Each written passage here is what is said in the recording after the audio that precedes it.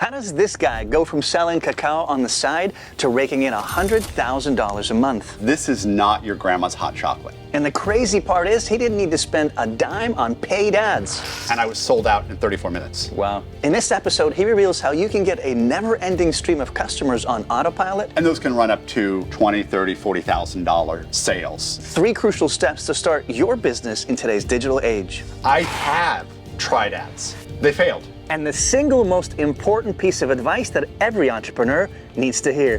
When I want them into the market, so they then come back and buy the beans. The beans are our bread and butter. All right, John, everybody knows you as the Alchemist, but for those that don't know about the business, what is Chocolate Alchemy? Well, Chocolate Alchemy is my business. I sell everything you need to make chocolate at home. So the cocoa beans, the equipment, much of which we've invented, and teach people how to make chocolate and give them what they need to do it at home. And who doesn't want to learn on how to make chocolate? How long have you been in business? 2004. So we've just crossed 20 years. Amazing, okay. So how many orders on a typical day do you process out of this facility? Probably on average, somewhere modest, 10 to 20 orders. Before we head out and kind of look at where your packaging happens and so on and so on, John, I'm just curious, like, what is the story behind Chocolate Alchemy? Give us a quick 30-60 answer, like, why did you start this? I'm a coffee fanatic. I was at a party for home roasters, and somebody out of Oaxaca, Mexico, brought this cocoa ball, grated it up, and whipped it up in a molinito into this cocoa drink, and it was the most vibrant, alive chocolate I'd ever had. Wow. And I was like, I want to make this. How do I make this? And that set me off along the path of, I need cocoa beans, and then I need to figure out how to process them. I started going down the path, and there was no knowledge. I see. And I hit more than one roadblock of, I had a Cadbury engineer, food engineer, tell me, you can't do this at home. And basically I was like, in my own head, watch me. Yeah, that sparked your fire. It did, like watch me do it. And that's where we are now. 20 years later. There is a bean to bar industry now because I did that. Every person's maker story leads back to Chocolate Alchemy one way or the other. Wow, amazing. Okay, so this is kind of where the packaging happens. I mean, all over the shop a little bit, but I'm curious, like, what's in these barrels? What do we got here? It says whole milk powder. Yep, we've got whole milk powder, oat milk powder, basically the additional ingredients that some people like to put in chocolate. So we're that one-stop shop. You get the cocoa beans from us, you get the sugar, you get the cocoa butter, you get the milk powders, and you get the machines. And what would you say your biggest client that you packaged for out of here? How many pounds of? Okay, so out of here, a modest, probably just $5,000 or $6,000. But we also run directly out of warehouses and sell multiple pallets, metric tons at a time. Oh, wow. And those can run up to $20,000, $30,000, $40,000 sales. So we know more about Chocolate Alchemy, but I want to go back and understand the alchemist behind it. So who was John at 15? Like, what can you share with us? All right, John at 15 was a very uptight, very serious student. Were you always like entrepreneurial? Was it parents? That kind of? Heavens no. I was always a maker. I was always an inventor, but entrepreneurial, not at all. When I was 20, I had the great idea, wouldn't it be cool to brew beer and serve it at a pub? And everybody thought it was a horrible idea. Who'd want to drink your homebrew? And we see the microbrewery things now. Big, yeah. Huge. I missed the boat. And when I came upon the chocolate, it was, this doesn't exist. Like light bulb. Micro-brewing didn't exist. And in lieu of, I don't want to miss this boat, I decided I'm going to build this boat and sail it myself. That's awesome. So thanks for sharing. Yeah. What is this? Just like little chocolate I can eat right now? Or? No, this is butter. Cocoa butter. Oh, this is butter. So if you take cocoa beans, roast them, grind them up, and then put them through basically a hydraulic press.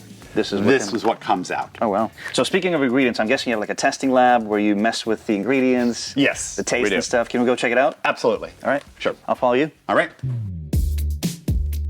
So you have how many shops here at this location? We've got 3 units. You got 3 units, okay. Yeah. And we're heading into sort of the area where you do quality control. I see we have a ton of new bags. How does the space mainly utilized? It's a little of everything. It's storage for the beans when our overflow, our stock.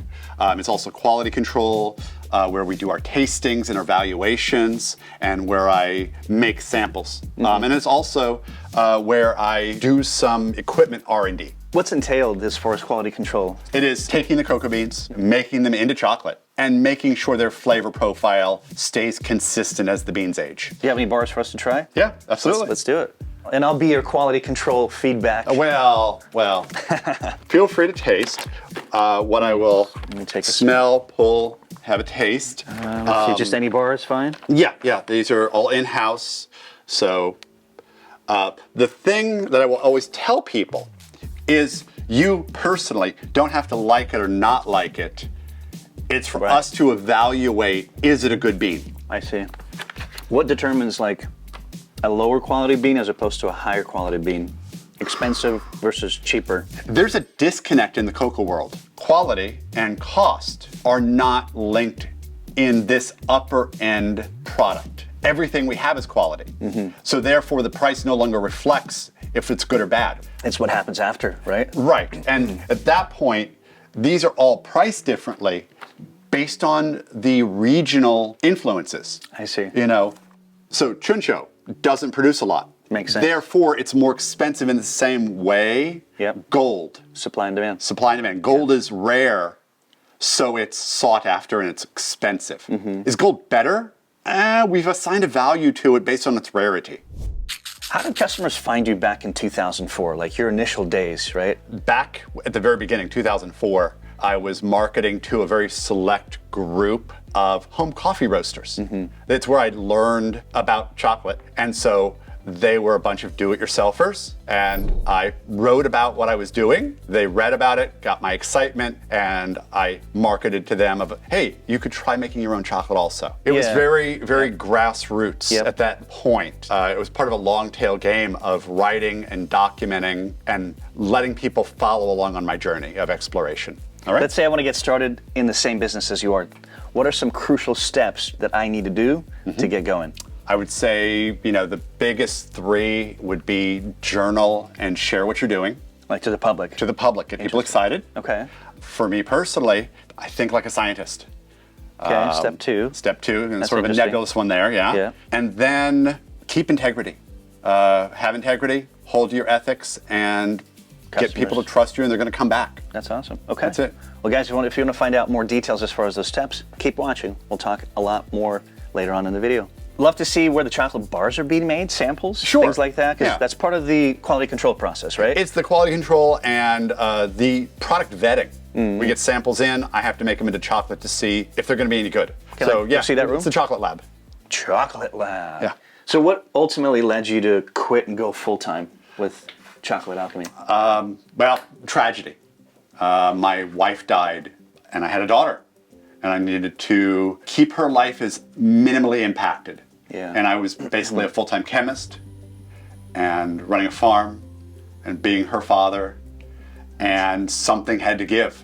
And so I looked at the numbers, how much Chocolate Alchemy was bringing in, and realized it's probably just enough to make that leap. How much was it about that time?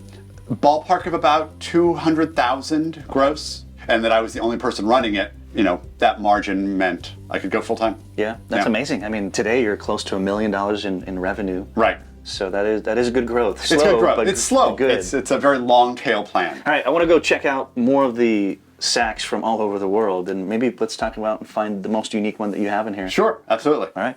So what's a bag like this cost you? Yeah, it really depends on the particular origin. It could be anywhere from $400 to $800. Oh, wow. So you've got quite a bit of inventory sitting here. Yeah. What are we talking about, you think? Oh, probably around 100K. Wow. Somewhere around there. How much product per year on a monthly basis, pound-wise, do you think you receive?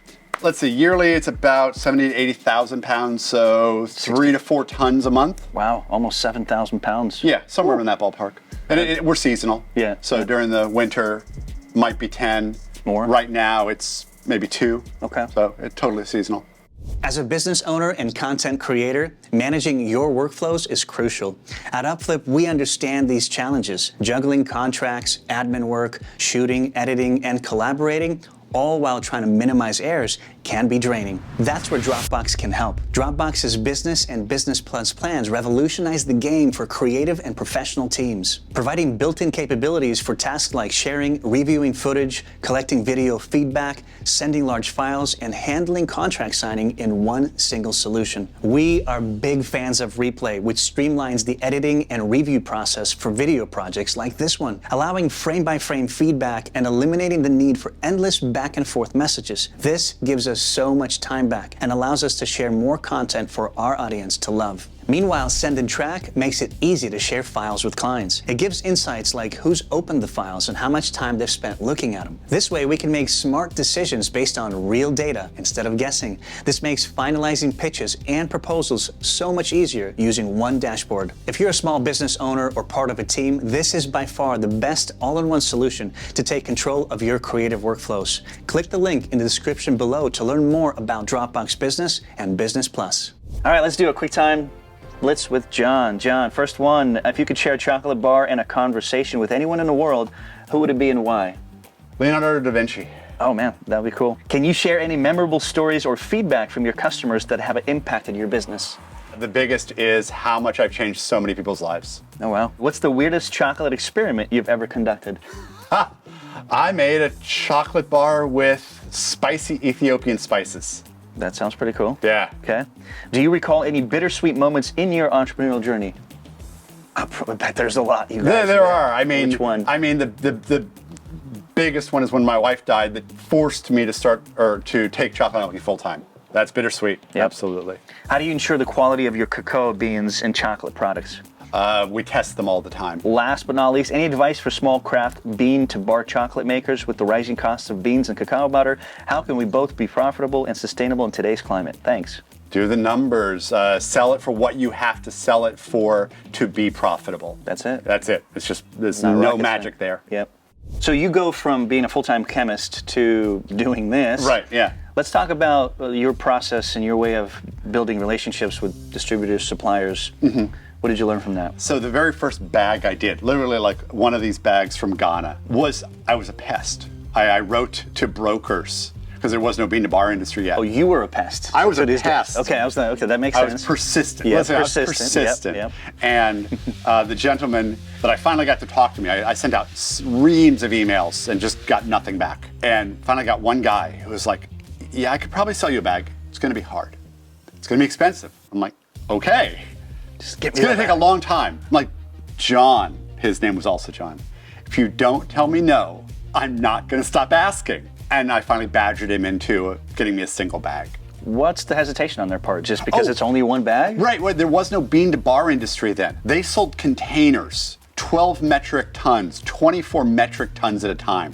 In 2004, you mean they weren't doing... Oh, no, this didn't exist. Really? That's why I got into it. Nobody sold beans by the pound, let alone a bag. It was unheard of. He was infamous for the smallest sale ever. So what surprised you the most then is my follow-up Yeah. as far as working with distributors, suppliers back then. Like, what was a big shocker, besides the fact that they weren't doing it? They were thrilled to have a new outlet and have a new place to sell beans. Mm-hmm. And that I was interested even. Their entire world was, if they couldn't produce 10 or 20 metric tons, nobody wanted their beans. So it was giving them an opportunity to do small amount. And so I built, that entire supply chain. Chocolate storage area. It's literally all of this is for, right? Yeah, this is all my samples that I hold so I can go back and quality control test them. Wow. And they're also, experiments I run. This is the stuff I'm currently using and checking against samples. Mm-hmm. These are ones that have just come up, and as you see, fair game, fair game, fair game. These are one of the perks of the people working here. They have all the chocolate. Unlimited chocolate. Pretty much so. Unlimited chocolate. Question for you, because I'm thinking you went from being a chemist to a business owner who's now making 7 figures, gross revenue. Gross. Did you ever think you'll be where you are today when you first started? That was the plan. That was the plan. And now that you make a lot more than a chemist does, right, is my fair guess, does that make you more happy? Would you say you were more happier? No, not because I'm making more money. I like to think of it like oxygen. When you don't have enough oxygen, you're not happy. Once you have enough, you're good. More oxygen doesn't help you be more happy. You just need enough. What do you think about the notion of money can't buy happiness? And before you answer, guys, what do you think? Can we buy happiness with money? Comment below. Just love to hear your thoughts on it. John, what about you? No, not really. No? No. It can buy some security. But if you're always chasing money, I think that's actually a good way to be unhappy. Let's go check out these machines you make. What are they called, by the way? Winnowers. And you design them, you make them? I design them, we build them, and we sell them to both small home chocolate makers and large chocolate businesses. Yeah, I want to go take a look. Yeah, let's have a look. Awesome. So this is the shop where you manufacture the Winnower. Right. Is that a name you came up with? Or? No. It's just the process? Yes, the process and the equipment that you winnow the beans. It's like the adage of winnowing the chaff from the wheat. Gotcha. So we're taking the husk away from the inner nib. Gotcha. How much revenue does it account for within your company? Probably only 5 or 10%, just because we're so diversified on the products we sell. I see. So it's not, no one individual part makes or breaks us. All right, so these are the small guys. Is that the big one, I'm guessing? That's one of the two big ones. That's the PVC version of the larger one. Those used for business. And then we have one more unit that we use in production that we just came out with last year. What is this retail for? What are you selling? This retails for $285. Okay, you've got a lot of labor involved. We have labor involved. So that's what eats up the margins. I don't need to make a lot on these because it's a one-time purchase for people, and I want them into the market. Good point. So they then come back and buy the beans. I see. The beans are our bread and butter. So there's not much of a market up on these, just enough to cover costs to make a little profit and pay the people who make them. So this is the other workshop area where you assemble everything, it looks like. Right. This is where we make the ether winnower. How long do you think it would take if we put you on a timer right now to assemble a piece? About 2 hours. 2 hours, okay. 2 hours. And I know it off the top of my head. We don't you've have got that. to pay for that. Here's a question. You have 3 shops. Why do you need so many shops at this point? Each one has its own needs.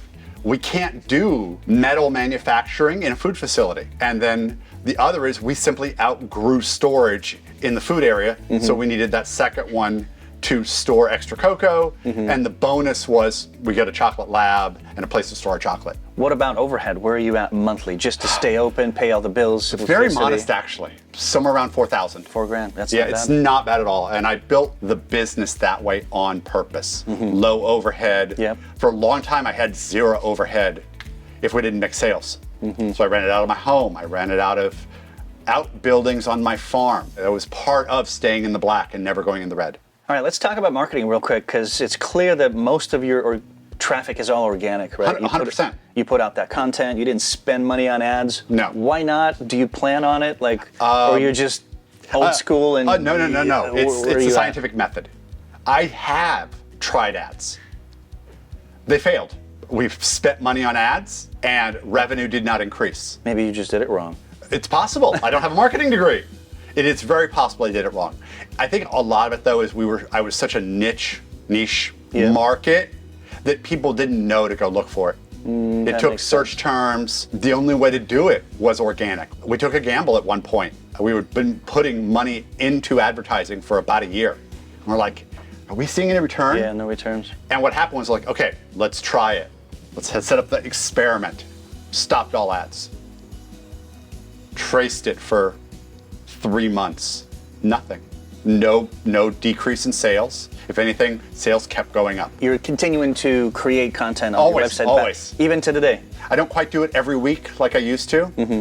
Usually every other week now. But there's always new content. Right. Absolutely. It's a live site. Yep. And Google loves that.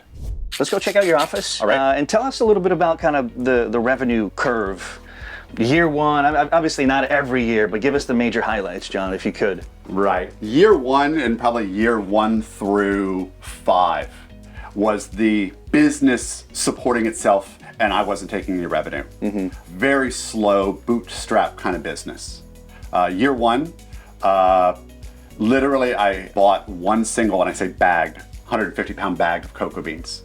Took those beans, sold those beans at a markup, classic retail, and used that profit to buy 2 bags of beans. Slow process, slow start. 2 bags, Yep. buys 4 bags, buys 6 bags. And the business only grew as sales grew. You know, we're literally talking $1,000 the first year. Oh, wow. It was just part-time. It was just a long tail game to get me where I am today. Right. What's the major points, like 1,000, 100,000? What can you give us an insight on that? It probably doubled every year. 1,000, 2,000, 4,000, 8,000, and suddenly you're 32, 64, 120,000. You're about 100, 120 today? We're at about 1 million For the year. What are the profit margins if somebody wanted to get in and do the same in a different area? What are we looking at? Like 10%, 80%? 10 to 15% is the profit margin. Just because you have a cap on what people will buy, and you have to make it affordable. My entire premise is making this approachable to the home chocolate maker. For sure. And when I very first started, there were a couple other sellers selling beans for $35 a pound. That's insane. You can't sell them for that. And I was selling them for like $8 at the time. And not trying to undercut them, just trying to make it approachable. So what are your top lessons learned when it comes to the import side of the business? I'm guessing you just deal with suppliers who handle all that themselves, unless you're flying to Bolivia and going into the jungle and finding the best bean. I work with suppliers who, as you say, go into the jungles of Bolivia or Brazil or Ghana or anywhere in the equatorial. That's pretty cool. What I do really well is tasting and evaluating chocolate and cocoa and maintaining my supply chains. Yeah. So what's your advice like for other entrepreneurs looking to, set these relationships up as far as import? Biggest lesson would be backup supplies. Don't put all your eggs in one basket. I have diversity in the entire business. We sell beans from 20 different origins, cocoa butter, powders, and then we also process them into a bunch of different forms. Whole beans, raw nibs, roasted and raw, and a product we've come up with ourselves called Brewing cocoa. Oh, that's cool. How long does the bean last? Let's say you imported it and you wanted a lot of inventory. Right. Because there's an issue going on or something. Right. How long can it last in these barrels? So, if you look at a couple of these, 2023. Yeah, this one's from 2021. Yeah, 2021. What? They're raw, stable products. I mean, this could be in a barrel for 3 years and you could still make good tasting chocolate from it? Absolutely. Can I you can reach touch in? it. Sure, absolutely. Wow, the smell is so It rich. is heady, isn't it? But it's good. It's like, wow, that's sweet. So we actually have a storage facility where we keep pallets of cocoa. And many of them are in airtight bags. I see, That called Grain Pros. We can last anywhere from minimum 2 years, and I've had some beans last 5-6 years. Wow. Once you roast them, though, once you cook it, shelf life plummets. They won't never go bad, but they'll go stale and make boring chocolate. Okay. Nobody wants boring chocolate? We don't want boring chocolate. No way. Going from chemist to entrepreneur, what were some of the pivotal steps and decisions you've made that kind of set you up for success? What would you say those are? The biggest one would probably be never overextending myself, actually. Chocolate Alchemy has never run in the red, with the exception of the very first bag of beans that had to come out of my own money. But after the sale of it, boom, I'm in the black. Yeah. Very small black, but black. So not overextending, not getting greedy, and having a plan is the other part. Knowing where I wanted to go. I wanted to be selling beans, making equipment, and selling it to people so they could make their own chocolate. Makes sense. What would be your quick advice to your younger version self if you could go back and say, don't do this, or hey, do this? I got lucky. No, I mostly feel like I did things right. It would be a totally different life. The only thing I might have given my younger self in high school was I had a guidance counselor tell me coding was a dead-end job. Oh, yeah. I guess what I would have said is follow your gut feeling. I wanted to go into programming and I trusted somebody else who said it was a bad idea. Same thing with Chocolate Alchemy. Somebody told me it couldn't be done. And I guess I learned that lesson. Yeah, good for you. And it was like, watch me do it. Let's switch gears, talk about this cool looking machine. What is it? What does it do? And it's a coffee roaster that I looked at the specifications and thought, that might roast cocoa. And I purchased one, I'm evaluating it, I'm working with the manufacturer to do a couple little modifications so I can offer these to my customers as a mid-range cocoa roaster, because there's nothing on the market like it right now. So other coffee machines can't roast the cocoa? They can, but they're very, very expensive. This is a very mid-range. Take action now with the Upflip Academy. Business blueprints from entrepreneurs like John, not the ones on the sideline making their income, teaching others. Get expert business coaches at your fingertips and a community to keep you accountable. And the best part is, you can have it all for a shockingly reasonable price. See for yourself at upflip.com/academy. What would you say are the unique challenges between B2B and B2C, right? And what does your business look like? Is it 50-50? Let's see, I do both actually. You know, we sell to home chocolate makers and I sell to businesses producing chocolate. They have their own unique ways of being dealt with. B2B, business to business, tends to be larger sales that we don't process through here. And we have to be more time conscious of their needs, their timelines. Makes sense. And we've learned to ask those questions. And your customers, your direct to consumer, are they buying products just directly online? Or coming in here? Or how are you distributing? 99.9% online. Got it. We have an e-commerce store through Shopify. We actually have 2 stores, one for wholesale and one for retail. And we have almost no local Eugene, Oregon customer base. Gotcha. You know, 2 dozen people. But Okay, is it because it's just tougher to do local, and you've always been focused on the kind of the national I've always been online presence? international. We ship everywhere except Russia and mainland China. Okay, wow, you got the whole globe.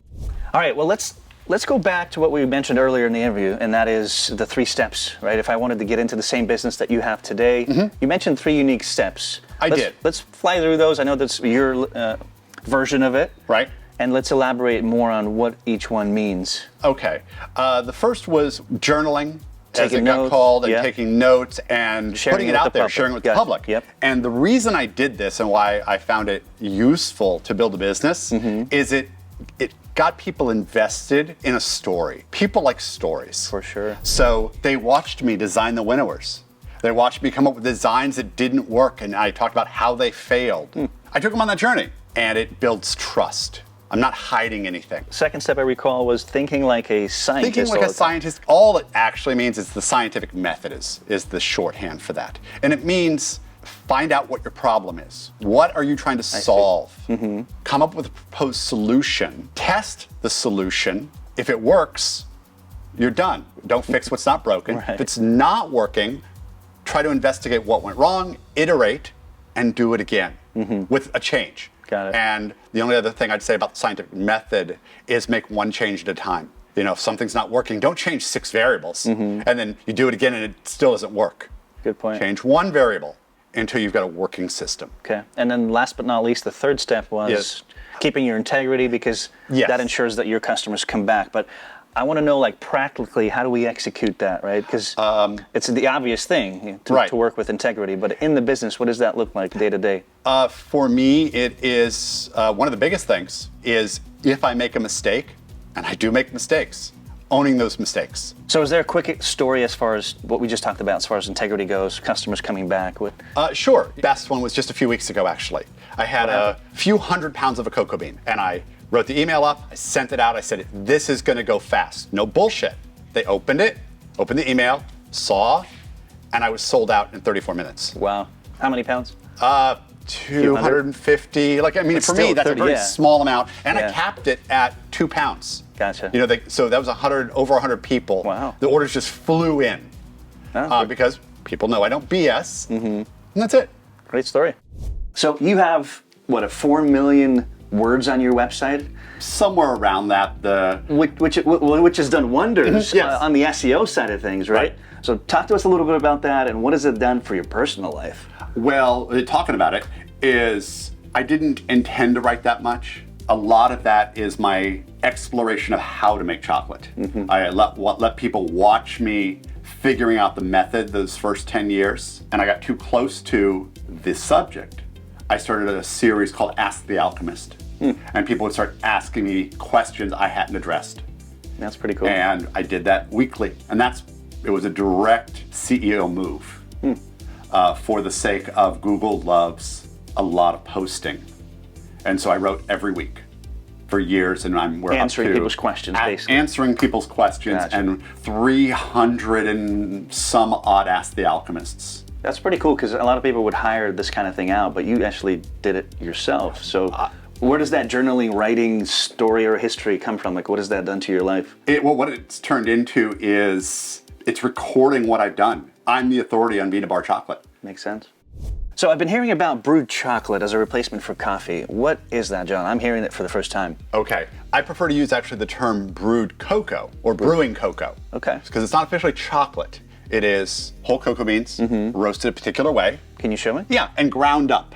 So it resembles ground coffee. Yes. It tastes totally different from coffee. Gotcha. So you know. So this is what you ground. Well, this is what we've roasted. This is a particularly dark roast. And then you'll grind ancillary that. darkness. Yep. And we grind everything fresh for the orders. We don't pre-grind anything. Is it a challenging process, or is it just a unique niche It's a niche. flavor that not is. everyone's going to be buying it? Okay. Absolutely. I And it's figured. not, you know, the phrase I always use, is this is not your grandma's hot chocolate. Gotcha. If you go in thinking it's going to be brewing chocolate, you're going to be vastly disappointed. Yeah. It's more like a cocoa tea. Alchemist's blend. So it is, you know, it definitely smells of chocolate. Yeah, it does. And as you can see, it is ground up whole beans, husk and everything, and gives it some body to the drink. And you don't add anything else to it. We don't add anything to it. We supply this as is. People brew it in a French press or a tea strainer. Or pour over even, although I like steeping it. How much of this is part of your business? The brewing cocoa in general is probably a quarter of our business and bad. steadily increasing every year. Wow, good for you. It's becoming that. a thing. How has your leadership style, would you say, evolved over the last couple of years? I mean, more employees, right? At one point you had, what, 9 pre-COVID? We had up to 9 at one About point. 5 today. Correct. I'm kind of old school again. I communicate a lot. I make my needs and desires known, and I hold people accountable. That's kind of the biggest stuff. The only other piece to it is realizing when I worked for a company, it was pretty much my life. And that's not the way to run a company anymore. And so I make it a big point that my employees have a life outside of Chocolate Alchemy. Yeah, the work-life balance. It is big. I'm going to take a quick detour and ask about chocolate in general. What are some of the coolest, weirdest, fun facts about chocolate that people don't know? Okay. You probably have a couple in your sleeve. Yeah, it's kind of hard to pull them out because I'm so close to it. I'm like, everybody knows what I know, right? Right. Let's say chocolate doesn't go bad Okay. because it doesn't have any water. It going bad usually is microbe activity. Can't go bad. Interesting. Can bloom, that gray film, but you melt it and temper it again and it's good to go. Give us another one. It's a fermented food. When they come off the tree, they're in pods and they're cut open and put into piles. Yep. And that's fermented. One more. You mentioned the pods grow directly off the trunk of the tree. Like think That's about unique. apples, cherries, all this. They're Right. off limbs. Yep. These come directly off the trunk. So what is the biggest challenge that you're facing today after 20 years in business? Probably profit margins and supply chain. We're going through upheavals since COVID. Pay rates have gone up. I do a lot of this for my employees and myself. So the biggest challenges are balancing to make sure prices are fair for everybody. How are you achieving that? I mean, is it just renegotiating rates with the suppliers or the farmers? Or No, any actually, ideas? I make it a strong point never to negotiate with my suppliers. They know what their time is worth, and I would never try to undercut them. Gotcha. They know what their costs are, what their worth is. They're probably even undercutting themselves. So no, it comes down to pricing what I sell so that we maintain a profit without gouging, with being able to be sustainable. That is actually the key. Price, so we can continue. Us going out of business helps nobody. For sure. So that's the biggest challenge. So now that you're an entrepreneur, 20 years into it, Right. What has it allowed for you to accomplish, to be, as opposed to being a chemist doing 9 to 5? The biggest thing is it's given me both freedom. I no longer have to answer to somebody else. And it also gives me the freedom of inventing stuff. What does this thing do, It ultimately? What's its purpose? separates cocoa nib, the inner part of the cocoa bean, from its outer husk. That's what being an entrepreneur gives me, is that ability to indulge my inner inventor and kid. Yeah. I get to play a lot of times. That's pretty cool. What I find really, really interesting is that when we asked you if you expected to be where you are today, you said, absolutely, I Right. expected to be where I am today. So how important was goal setting? And what can you speak to our audience as far as doing that firsthand to then achieve your goals? I think they're critical. If you don't know where you're going, it's hard to get there. Would you ever go on a trip without a map? No. Unless you're just having fun and tooling around. Yeah. But otherwise, you need a map. That's all a goal is. I never had financial short-term goals. So I never said, I want to grow by 20% next year. that's out of my control. That is my customers. All I have to do is keep doing what I do and keep growing and keep being responsible. But no, certain goals are, I had people want a more professional looking winnower. So I set myself tasks to get them done on a certain time scale and within a certain budget that become something people will buy. So it's even those kind of little goals. Yeah. Yeah. As we wrap up, what kind of advice, John, can you leave with our audience from the heart? Anything you want to say? Be passionate about what you want to do.